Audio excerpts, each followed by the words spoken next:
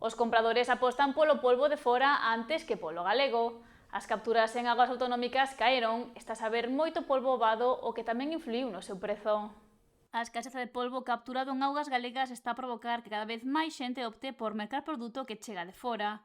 Os profesionais afirman que se trata dun recurso diferente, xa que a calidade non pode competir coa galega, pero a nivel prezo son moitos os consumidores que prefiren o polvo importado polo seu valor no mercado. Estamos no mercado libre, nos mandamos por outro lado mandan para aquí, xa levamos anos que se compra aquí, que se compra pulpo de Marruecos, de Mauritania, de México, de Venezuela, hai de moitísimas partes, non?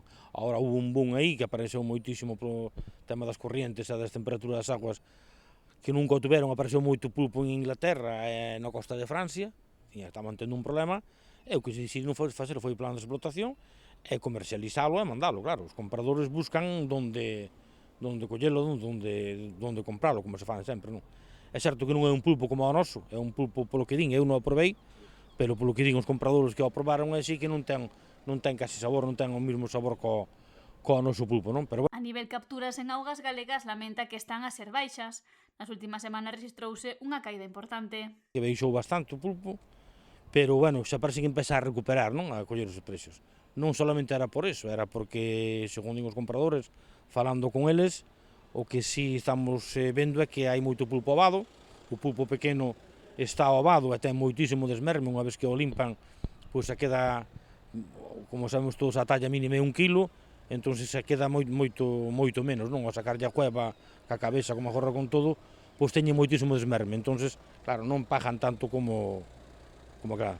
Parece que vai repuntando semana a semana, que vai repuntando un pouquiño, e todo lle influye un pouco. As capturas, o tamaño do polvo e a chegada de recurso de fora son factores que levan os compradores a buscar opcións. É o de todos os anos, non? O de fora aquí sempre entrou, o de Marruecos e Mauritania, veñen miles e miles de kilos e toneladas todos os anos, non?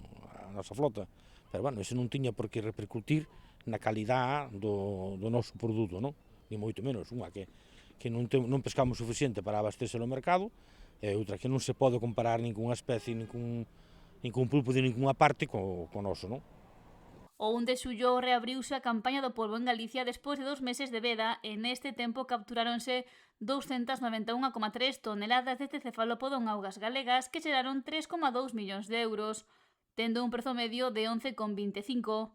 Sen embargo, o pasado 2025, a estas alturas, posáronse en primeira venda 370 toneladas de polvo por 4,2 millóns de euros.